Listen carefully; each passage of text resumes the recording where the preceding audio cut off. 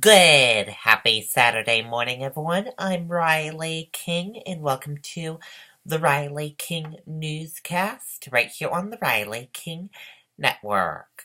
Let's begin.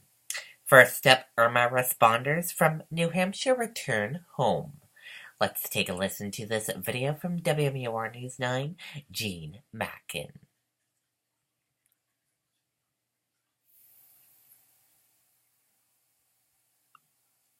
Into savings this season at Nashua Kia. Drive the new 2017 Kia Forte for only $179 per month, or drive the new 2017 Kia Soul for only $189 per month. Visit NashuaKia.com 24/7 to find the #1 Kia for you.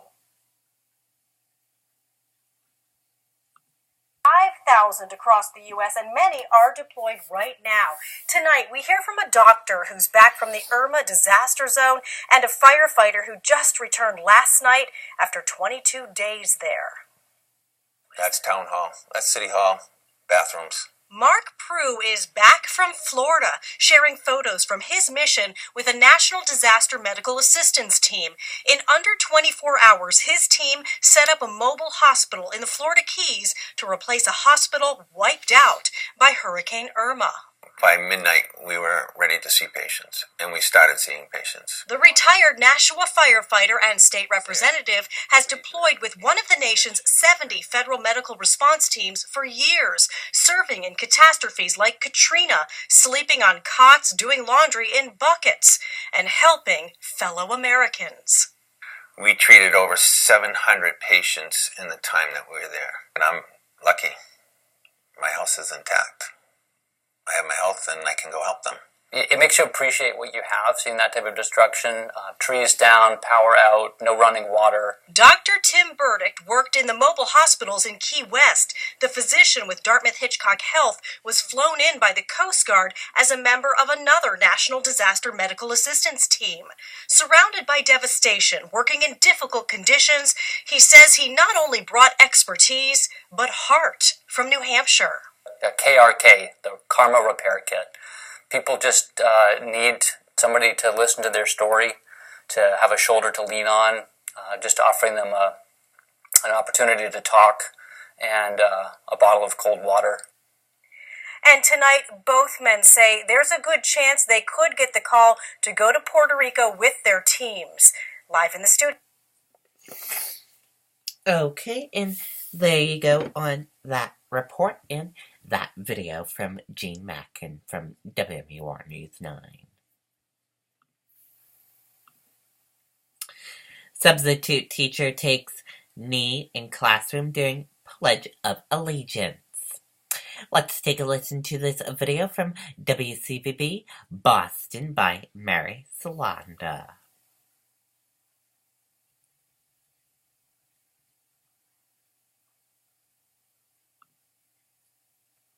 Innovative ways to treat intimate health conditions. Women's health care is always changing. I'm Mina Murti, a nurse practitioner and OBGYN at Beth Israel Deaconess Medical Center. Learn about all this and more at WCVB.com/health. Take a knee landed in Littleton, not on a football field, but in a classroom, an elementary classroom here at the Russell School. I think it's a conversation that needs to be had. I think it's an important topic, but yeah, maybe that's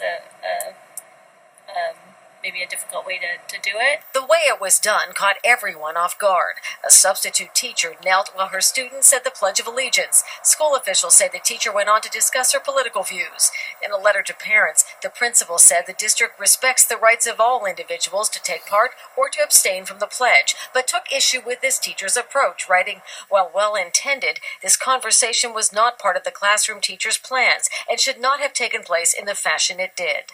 Some parents we spoke to had no problem with the spontaneous lesson. I think it's okay. There's nothing wrong with that. People need to start having those conversations. Not at all. I think children should be taught that these discussions are going to happen in life. Life isn't scripted, and you should be able to, at your own home, then react to those the way you want.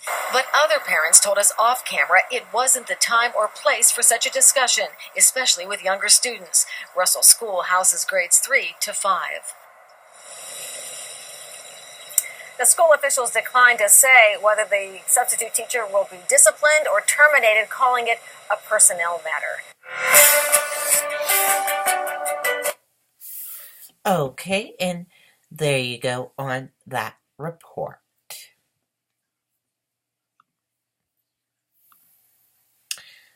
Police K-9 team finds missing boy in Lewiston Swamp. Let's take a listen to this video from WMTW News 8 in Maine.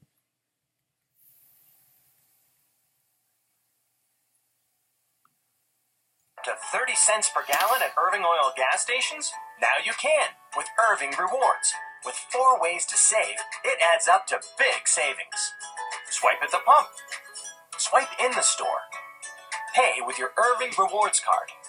And purchase your home heating fuel from Irving Energy. Now that adds up to big savings with Irving Rewards.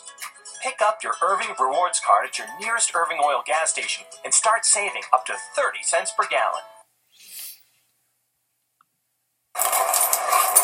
Moving quickly. He got the scent off the car seat from the boy and a jacket that he usually wears. Lewiston police officer Nate Hood and his K-9 ICE found the little boy in a matter of minutes. Well, when we found him, I looked down and the boy was standing there in the water. He kind of had a smile on his face, so he wasn't scared. The 3-year-old was miles from home in a swamp, chest deep in water, but he was okay. Harmless, in good shape and no injuries or anything, so. Back home safe within an hour, it was a relief for the boy's family and the officer, a father himself. I have small children myself, and so I know what it was probably like for them. You gotta say hi to everybody. A close call with a happy ending, a close call this duo was ready for. To have all that training, time, and effort you put into it, and for it all to come together like that, it was pretty cool. It was pretty neat, yeah. In Lewiston, Kathleen Jordan, WMTW News 8. Okay, and there you go on that video and that report.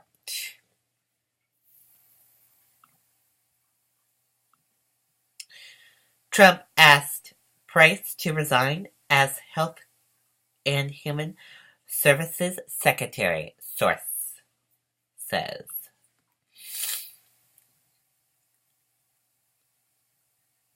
Tom Price, President Donald Trump's Secretary of Health and Human Services, resigned from his post Friday after it was revealed that he had repeatedly chartered private planes for government travel.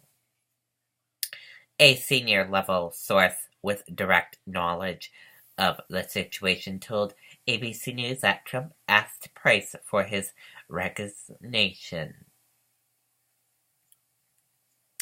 And that does it for the Riley King Newscast right here on the Riley King Network. I hope you all have a great rest of your Saturday, and I'll see you back here later on today. Goodbye, everyone.